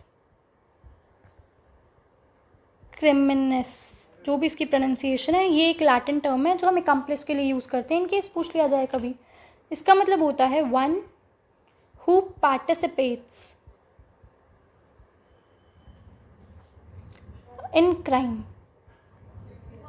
ऐसा बंदा जो पार्टिसिपेट करता है क्राइम में, यानी कि जैसे हम लोग अपनी अनऑफिशियल लैंग्वेज में नहीं बोल सकते, इनफॉर्मल में क्राइम एंड पार्टनर हूँ मैं, तो अगर दो लोग मिल के क्राइम कमिट कर रहे हैं या हेल्प कर रहे हैं एक दूसरे की, पार्टिसिपेट कर रहे हैं क्राइम में, तब हम उसको बोलेंगे accomplish. So accomplish is someone who has helped, जिसने हेल्प किया। ये टर्म बहुत इंपॉर्टेंट है। एकम्प्लिस में आपको मेन टर्म याद रखनी है ना, जो that is one person who has help the another in the commission of crime, that is called accomplish. अब ये जो हेल्प की है कमिट करने के लिए, किसी भी फॉर्म में हो सकती है। मान लो प्लानिंग में हेल्प किया, या फिर अबेटिंग में, या फिर एक्टिवली पार्टिसिपेट किया, तो ये सब क्या है, या तो एक बंदे ने दूसरे बंदे की हेल्प की क्राइम कमिट करने में, मान लो प्लानिंग प्लॉटिंग करने में कि ऐसे करेंगे वैसे करेंगे, या फिर उकसाया। बेट क्या होता है, उकसाना, ठीक है। इंस्टिगेट किया कि उकसा दिया कि सुन, गुस्सा दिलाया कि ये तेरे बारे में ऐसे बोल रहा था वैसे बोल रहा था, इसको तो ख़त्म ही करना चाहिए, ये है वो है, ऐसे करके उकसाया। या फिर पार्टिसिपेट किया, मान लो कुछ गोलियाँ वोलियाँ ले आया, पैसे दे दिए कि जा तू जाके गन ले आ और मार इसको, तो ऐसे ऐसे अगर कोई चीज़ कर रहा है तो तब हम उसको बोलेंगे कि ये बंदा दूसरी पार्टी का एकम्प्लिस है। अब एकम्प्लिस में क्या होता है ना, जैसे को एक्यूज में तो जॉइंट ट्रायल चलता है, एकम्प्लिस में आपको याद रखना ज़रूरी है कि इट इज़ नॉट इम्पॉर्टेंट कि इनका ट्रायल साथ में चले या ना चले, मे और मे not be on trial along with accused. ज़रूरी नहीं है कि एक्यूज के साथ इसका ट्रायल चले ही चले। कभी कभी क्या होता है ना एकम्प्लिस का, जो एक्चुअली में क्या होता है, कभी कभी कोर्ट इसको एक गवर्नमेंट, वो बोलते हैं विटनेस बना लेती है कि तू हमारी हेल्प कर, एक काम कर, तो हमारी हेल्प कर, हम तेरे ऊपर कोई चार्ज नहीं लगाएंगे, तेरे को कोई सज़ा नहीं होगी, तेरे को हम छोड़ देंगे, लेकिन तू हमारी हेल्प कर और एक्यूज़ के ख़िलाफ़ हमें सब कुछ बता ताकि हम उसे अरेस्ट कर पाएँ। तो इसको ना हम कई बार विटनेस भी बना लेते हैं, बट किसकी डिस्क्रिशन से, it is as per the discretion of prosecution.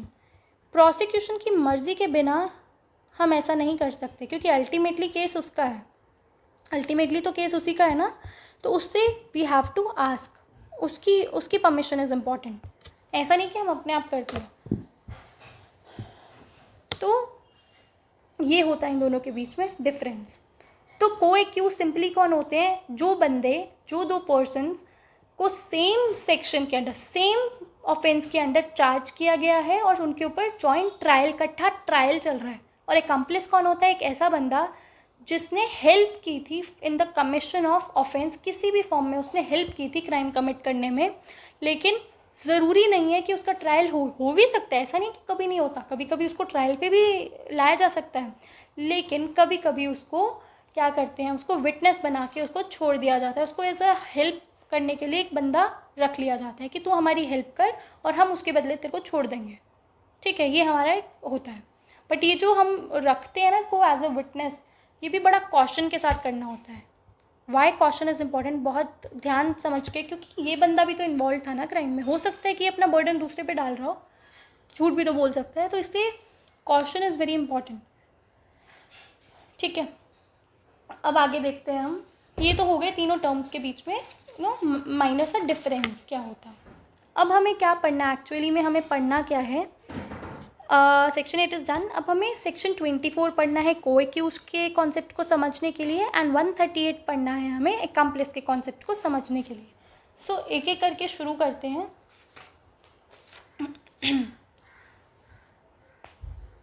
पहले हम सेक्शन 8 तो हमारा हो गया था, राइट। अब हम ये देखते हैं 24 पे चलते हैं सीधा, ठीक है।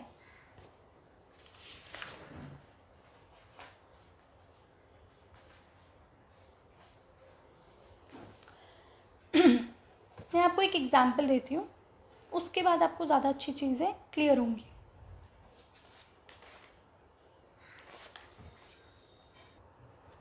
जब हम सेक्शन 24 पढ़ते हैं, उस पहले एक बार आपको ब्योर एक्ट पे लेके चलती हूँ। 24 बात करते हैं consideration of proved confession affecting person making it and others jointly under the trial for the same offence. इसमें हम कन्फेशन की बात करेंगे, ठीक है।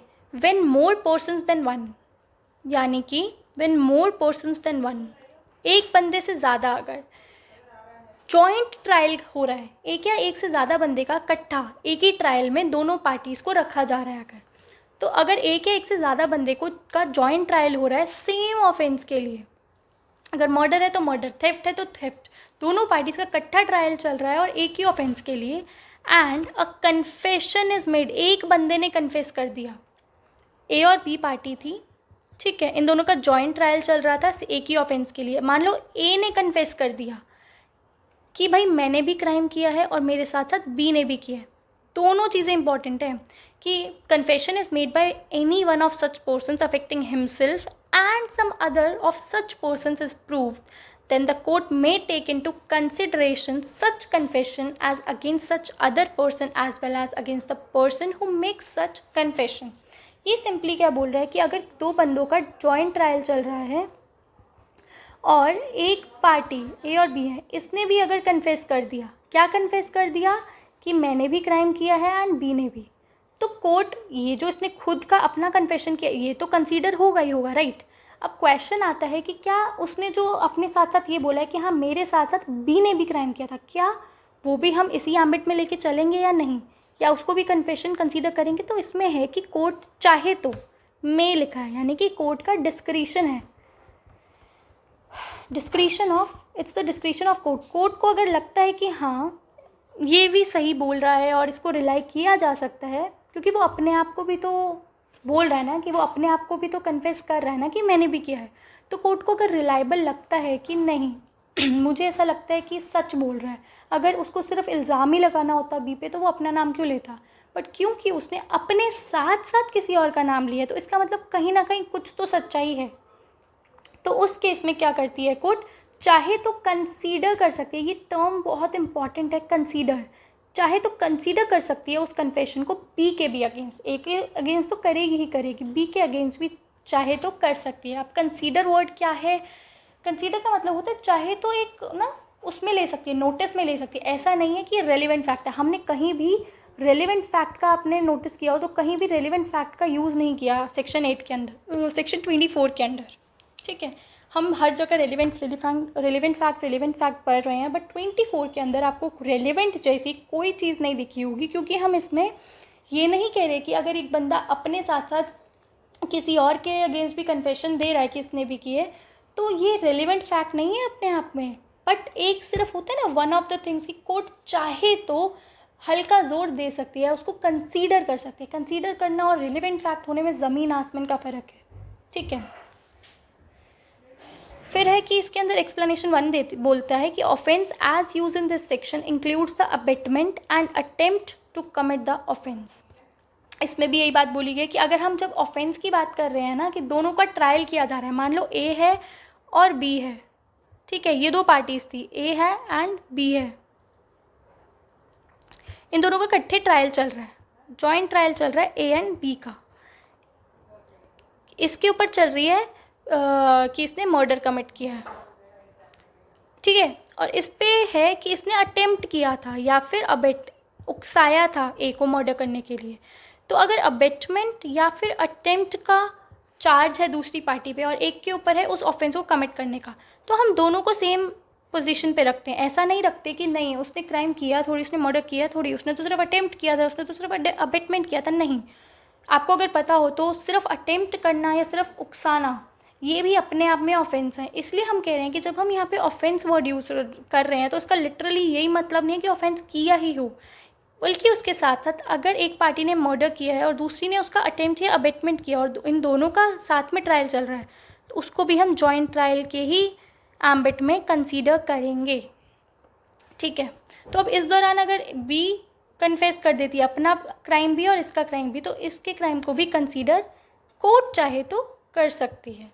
ठीक है, एक्सप्लेनेशन 2 क्या बोलती है? A trial of more persons than one held in the absence of the accused who has absconded or who has failed to comply with the proclamation issued under 84 of BNSS shall be deemed to be a joint trial for the purpose of this section।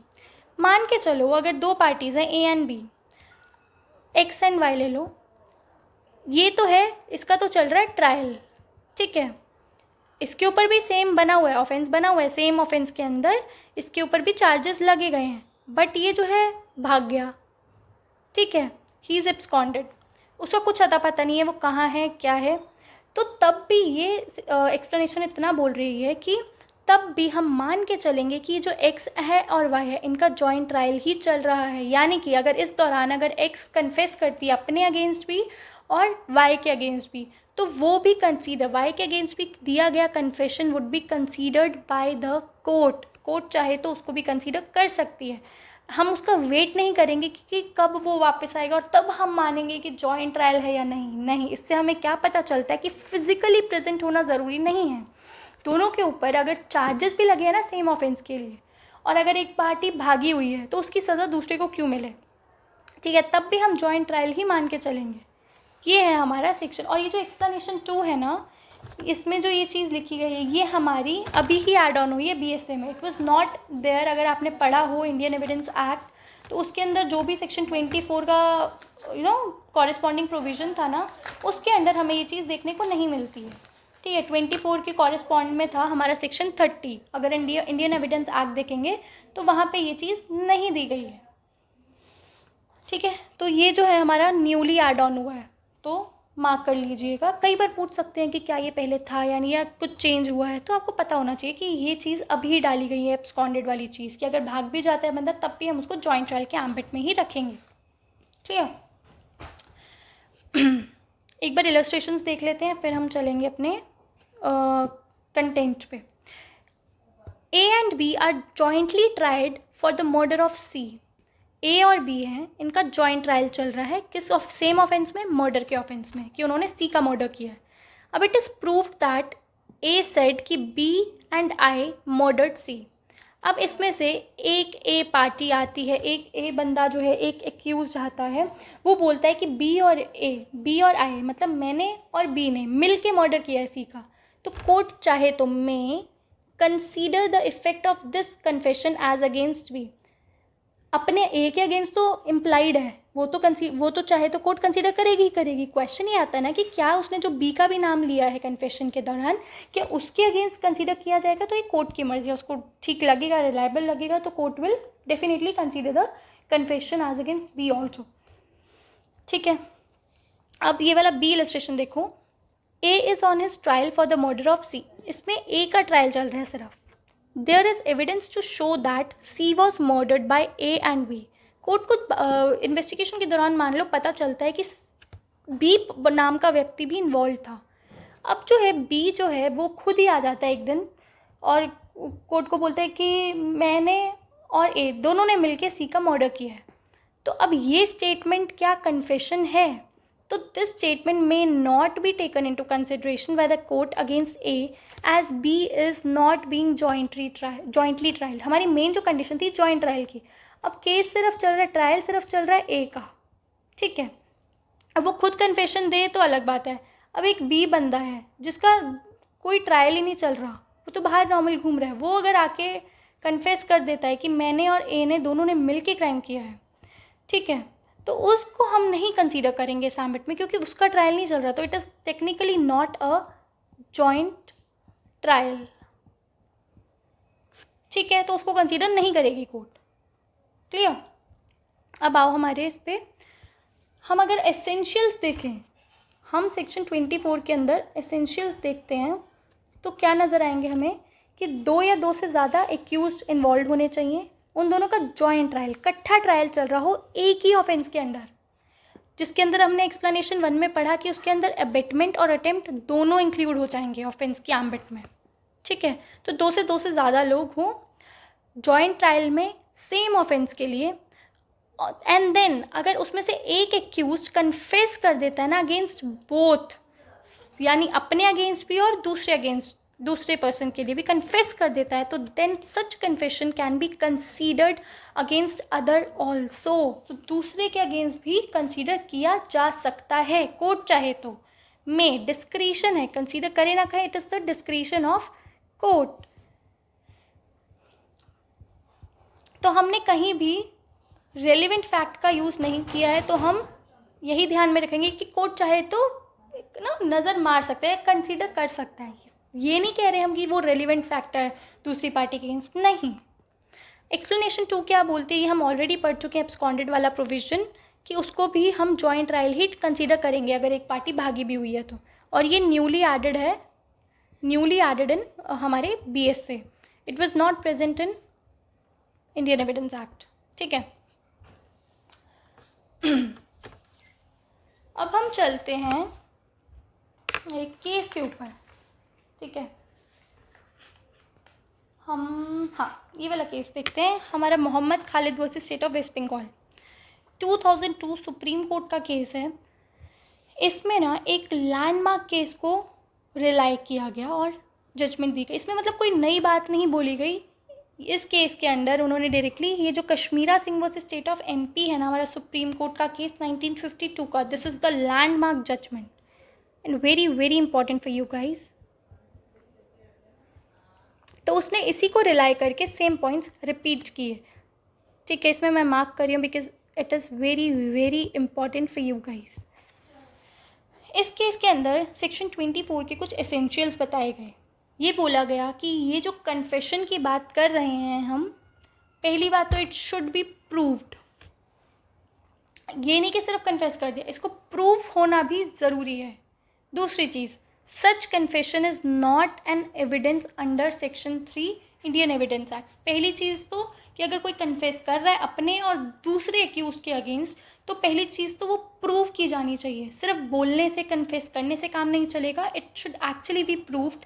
And the second thing is कि it is not to be considered as an evidence. कि confession देना एक evidence नहीं है, एक सबूत नहीं है, it is merely a statement, it is not an evidence. ये इसका भी मैं एक लॉजिक समझाऊंगी ये क्यों लिखी है चीज़। ठीक है, और अगर 1%, पहली बात तो it is not an evidence at all, 1% भी अगर आप कंसीडर कर भी लेते हो ना उसको सबूत के तौर पे, तो it is the week type of evidence कि आप उसको होली रिलाई नहीं कर सकते हो, उसकी evidentiary value is very very less.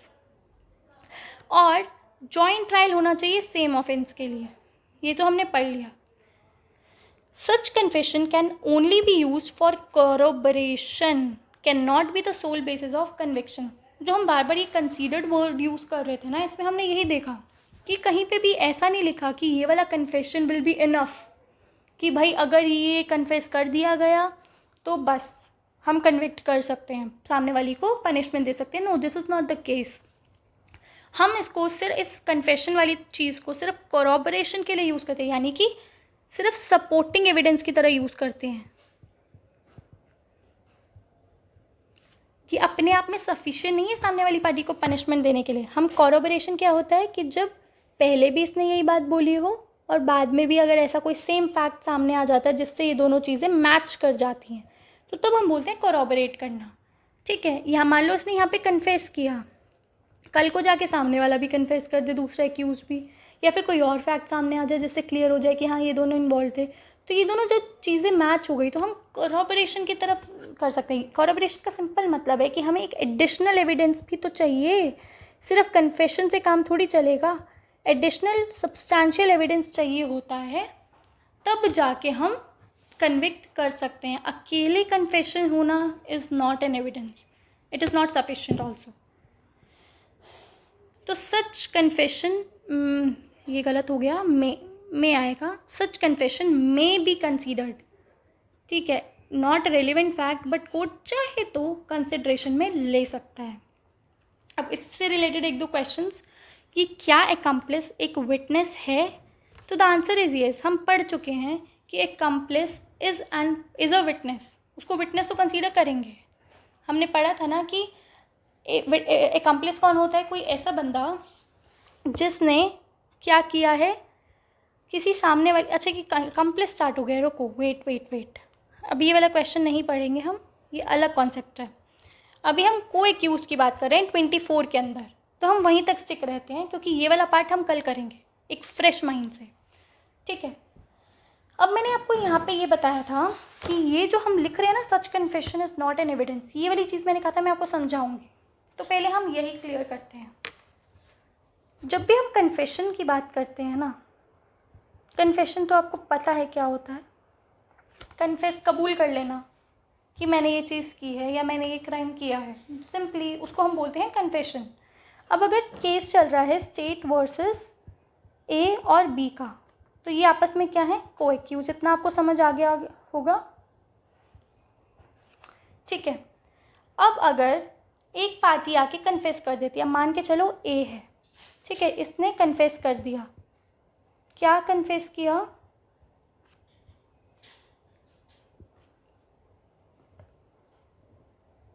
आई यानी कि ए एंड बी किल्ड सी, ये इसने स्टेटमेंट दी है ए ने आके कि मैंने और बी ने मिलके सी का मर्डर किया, कबूल कर लिया। तो ये दो चीज़ों की बात कर रहा है, दो चीज़ों का कन्फेशन है, एक तो अगेंस्ट हिमसेल्फ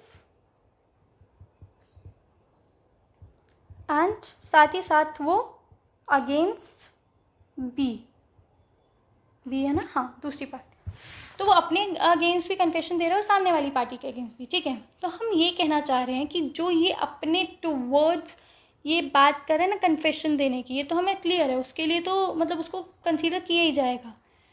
बट जो ये हम बात करते हैं ना कि वो दूसरी पार्टी के अगेंस्ट जाके दे रहा है कन्फेशन, तो इसको हम एविडेंस तो कंसीडर नहीं कर सकते।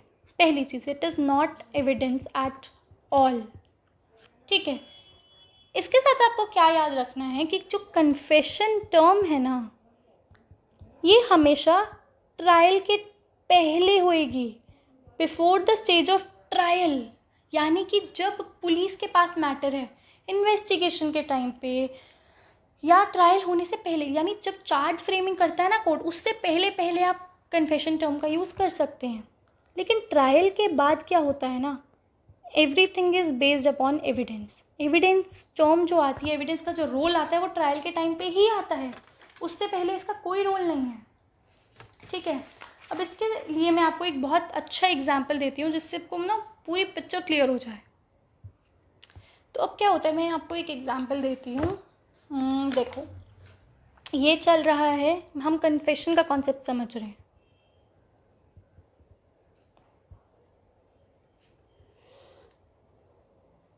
ये चल रहा है केस, ठीक है।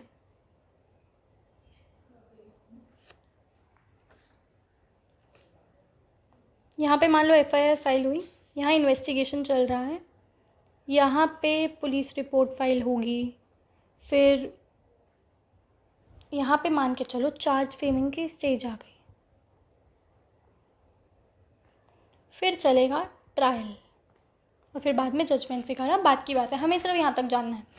अब क्या बोल रही हूँ मैं कि जो कन्फेशन वाली चीज़ मैंने बताया, ये सिर्फ ट्रायल से पहले तक की होती है, कि जो आप कन्फेस करते हैं, आप ट्रायल में आके कन्फेस नहीं करते, ट्रायल पे आके तो दोनों पार्टीज़ अपने अपने सबूत दिखाती हैं and then the decision is arrived.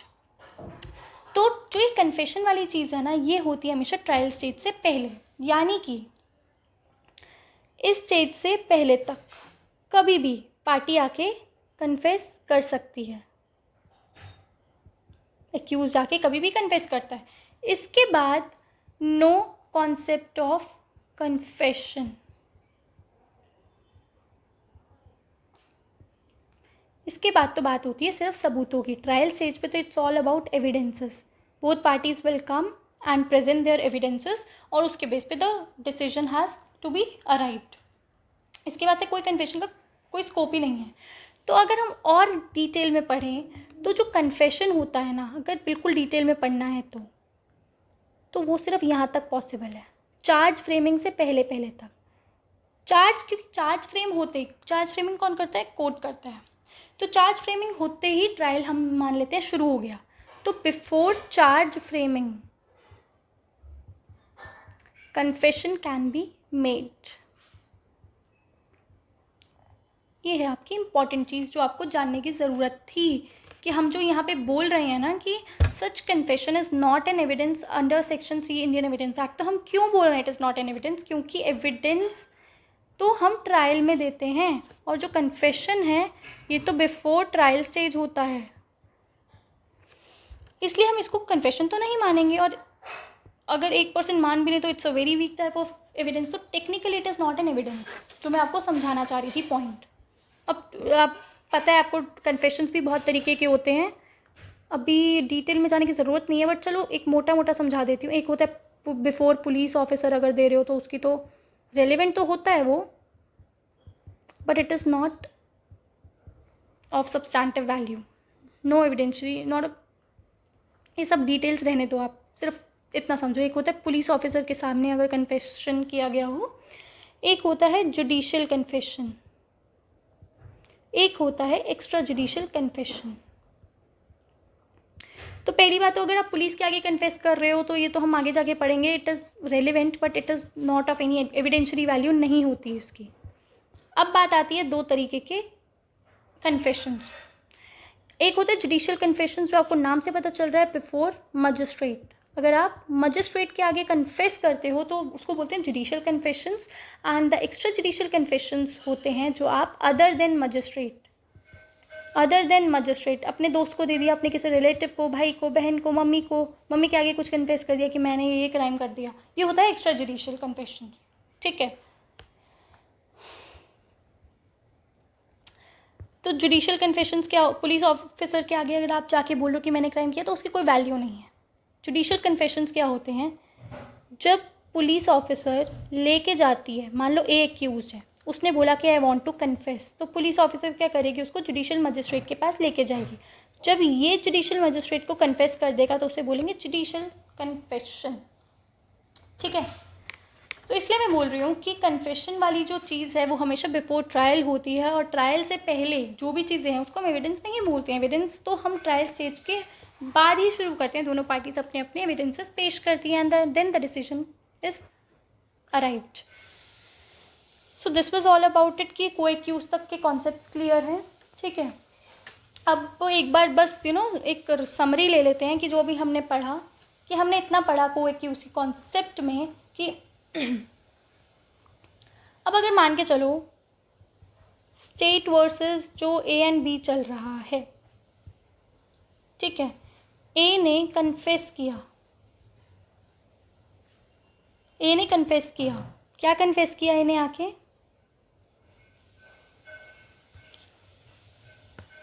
कि बी कमिटेड द क्राइम या बी कमिटेड मर्डर।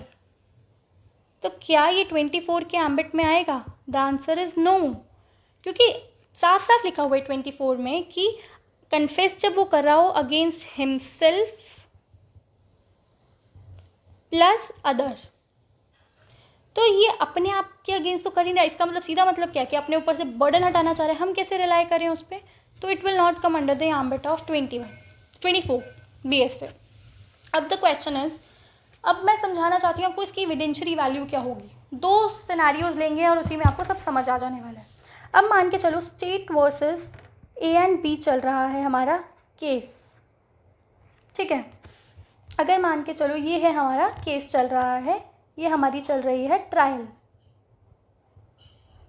ठीक है, अब ट्रायल में जाके कोर्ट के पास अदर एविडेंसेस हैं, अदर सब्स्टिट्यूशन मतलब और भी एविडेंसेस हैं जिससे उसको पता चल रहा है कि ए प्लस बी दोनों इन्वॉल्व हैं क्राइम में। ठीक है, अब इसके साथ साथ क्या होता है कि जुडिशियल मजिस्ट्रेट के आगे ए ने कन्फेस भी किया होता है, ए ने कन्फेशन भी दिया होता है कि उसने प्लस बी ने मिलके ये क्राइम कमिट किया था। जब ये वाली बात होती है ना कि कन्फेशन भी है कि उसने और उस बी ने कमिट किया, और उसके साथ साथ there are some other evidences also, जिससे कि प्रूव हो रहा है कि उन्हीं दोनों ने मिलके क्राइम कमिट किया है। तो इस केस में क्या सिनेरियो होगा? कोर्ट चाहे तो मे कंसीडर, मैं ये नहीं कह रही कि रेलिवेंट फैक्ट होगा, क्योंकि रेलिवेंट फैक्ट का जब इसी में टर्म यूज़ नहीं है बेयर एक्ट में, तो हम अपने आप से नहीं ऐड ऑन कर सकते कुछ चीज़ें। तो मैं ये कह रही हूँ कि जब ऐसी चीज़ है कि हम कन्फेशन वाली चीज़ तो ठीक है, बट उसके साथ साथ और भी एविडेंसेस हैं एडिशनली, ठीक है, एविडेंसेस हैं एडिशनली जिससे वही चीज़ें प्रूव हो रही हैं कि दोनों इन्वॉल्व हैं क्राइम में, तब कोर्ट चाहे तो कंसीडर कर सकता है, not necessarily relevant fact, but court चाहे तो उसको ध्यान में रख के चीज़ें आगे बढ़ा सकता है। बट दूसरी तरफ अगर मैं बोलूँ कि केस चल रहा है state versus A and B का, ये को एक्यूज है दोनों, ठीक है, there is no other evidence, कोई एविडेंस सामने ही नहीं आ रहा, ठीक है, और सिर्फ एक ही चीज़ है कि ए ने कन्फेस किया था जुडिशियल मजिस्ट्रेट के आगे कि ए और बी इन दोनों का इन्वॉल्वमेंट था क्राइम में। तो अब इस सिनेरियो में क्या होगा ना, it is not a confession, it is not an evidence, इसको मतलब हम उसको एविडेंस के तौर पे तो हम यूज़ करते ही नहीं हैं, हम समझ चुके हैं, it is not an evidence. तो अगर ये किसी चीज़ के साथ कोरॉबरेट ही नहीं कर रहा, नो कोरॉबरेशन, किसी और चीज़ के साथ सपोर्ट ही नहीं कर रहा, हमारे पास सिर्फ इतना है कि एक ने कन्फेस किया, अरे उसके अलावा अगर कोई और तरीके के हमारे आगे सबूत ही नहीं आते हैं, तो it can not be sole basis for conviction. इतना क्लियर हुआ कि अगर इसके अलावा आपके पास कोई और फैक्ट नहीं है और कोई सबूत नहीं है, तो आप उसको नहीं कंसीडर करोगे ना। Court why would it consider, और वो एक अकेला बेसिस नहीं बन जाएगा कि अच्छा इसने कन्फेस कर दिया तो इसको सज़ा हो, नहीं। हाँ, यहाँ पे जैसे हमने पढ़ा यहाँ पे जब हमने पढ़ा कि कन्फेशन के साथ साथ और भी सपोर्टिंग एविडेंसेस थे, तो यानी कि ये दोनों क्या हो गए, आपस में कोरॉबरेट हो गए, यानी कि मैच हो गई स्टेटमेंट्स, या दोनों ने एक दूसरे को सपोर्ट किया। Now it can be called कि हम इसको कंसीडर कर सकते हैं, और तब चाहे तो कोर्ट कन्विक्शन भी दे सकता है, but you need something in addition, सिर्फ कन्फेशन से काम नहीं चलने वाला। So this was all about today. और आज हमने क्या क्या पढ़ा है? सबसे पहले हमने देखा सेक्शन 8 को, उसके साथ साथ एसेंशियल्स पढ़े जिसमें हमने कॉन्स्पिरेसी की बात की, फिर हमने देखा को कॉन्स्पिरेटर्स कौन से होते हैं, उसके एसेंशियल्स देखे एक एक करके, then we have connected it to the principle of vicarious liability और एजेंसी, फिर हमने कुछ केस लॉज किए, राइट। अपार्ट फ्रॉम दैट हमने 3 टर्म समझी, को कॉन्स्पिरेटर्स, एक्म्प्लिस एंड एक्यूज्ड, ठीक है। अब फिर हमने सेक्शन 24 किया विच टॉक्स अबाउट को एक्यूज्ड, कन्फेशन अगेंस्ट को एक्यूज्ड।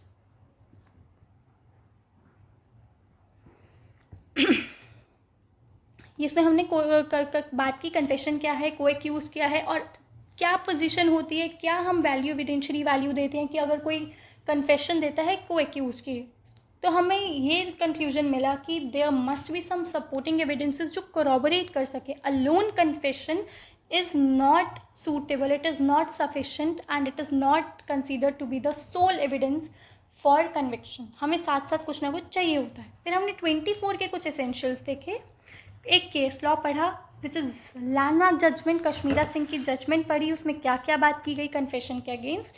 फिर हमने प्योर एक्ट पढ़ा, प्योर एक्ट में सेक्शन 8 एंड 24 किया, प्लस उनकी इलस्ट्रेशंस किया। सो टुमारो हम यहीं से कंटिन्यू करेंगे, एंड हम लोग क्या करने वाले हैं, हम लोग कल एक्म्प्लिस का कंसेप्ट करने वाले हैं। उसके अंदर हम सेक्शन 138 भी पढ़ेंगे, जो मैंने यहाँ पे लिखा भी है 138, और उसके साथ 119 की इलस्ट्रेशन बी पे पढ़ेंगे, ठीक है। तो इसमें भी अच्छा खासा टाइम लगने वाला है और इट इज़ वेरी इंपॉर्टेंट। तो हम इसलिए मैंने सोचा कि इसके लिए हम लोग सेपरेट लेक्चर रखते हैं कि चीज़ें कंफ्यूज ना हो, मर्ज ना हो जाए। एक्म्प्लिस हम कल पढ़ेंगे, फिर हम इससे रिलेटेड प्रोविजंस पढ़ेंगे और केस लॉज भी करेंगे, ठीक है। So that is all about today, and I hope things are getting clear to you and you are not facing any kind of issue in understanding the things, and in this way onwards we will complete our BSA. अभी क्योंकि अभी ज़्यादा time लग रहा है because these are the starting provisions. मैंने आपको पहले ही बता के चली थी कि जो 4 से लेके 50 तक का हमारा है ना पार्ट 2 रेलिवेंट फैक्ट्स के ऊपर, ये सबसे इम्पॉर्टेंट है हमारे पूरे BSA में. इसीलिए एक एक सेक्शन में बहुत ज़्यादा टाइम लगता है क्योंकि बहुत इंपॉर्टेंट है. क्योंकि हम, अगर आपने ध्यान दिया हो तो हम सिर्फ एक एक सेक्शन ही नहीं पढ़ रहे हैं. अगर हम सेक्शन 8 पढ़ रहे हैं तो उससे रिलेटेड प्रोविजंस भी साथ साथ पढ़ रहे हैं. जैसे अभी हमने देखा सेक्शन 8 से रिलेटेड हमें कोएक्यूज का कॉन्सेप्ट लगा तो हमने 24 भी पढ़ लिया. कल एकम्प्लिस भी पढ़ेंगे 138. उससे कनेक्टेड एक इलस्ट्रेशन भी मिल गई हमें 119 में, तो हमने उसको भी कनेक्ट कर दिया. तो आप ये मान के चलो कि हम एक ही सेक्शन को मल्टीपल सेक्शंस के साथ भी लिंक करते करते पढ़ रहे हैं.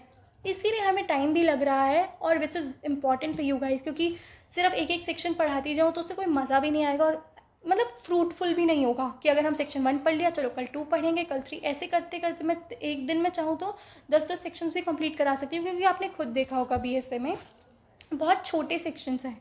बट बात ये है ना कि कॉन्सेप्ट कितना इंपॉर्टेंट है. तो अभी स्टार्टिंग वाले प्रोविजंस में टाइम लग रहा है तो 50 तक तो आप मान के चलो ऐसे ही चलेगा. मेनली सही बताऊँ तो सेक्शन 26 तक ऐसे चलेगा. 26 में आ जाता है हमारा DD, तो वहाँ तक ऐसे ही एक एक सेक्शन में टाइम लगेगा. बट उसके बाद के जो प्रोविजंस हैं वो टाइम टेकिंग बिल्कुल भी नहीं है, वो बहुत क्विकली होते हैं और उसमें ज़्यादा कॉन्सेप्चुअल कुछ है भी नहीं. ठीक है, so all the best you guys. और ऐसे ही keep on revising the things, multiple revisions करते रहो एंड प्रैक्टिस करते चलो क्वेश्चंस. एंड क्लास को अच्छे से देखो, नोट्स बनाओ, प्योर एक्ट रीडिंग करो and revision is the only key. ठीक है, so that is all for today और हम लोग कल मिलते हैं. All the best you guys and we will meet you tomorrow in our lecture number 10. ठीक है, फिर हम अपना एकम्प्लिस वाला कॉन्सेप्ट करेंगे. Okay guys, bye bye.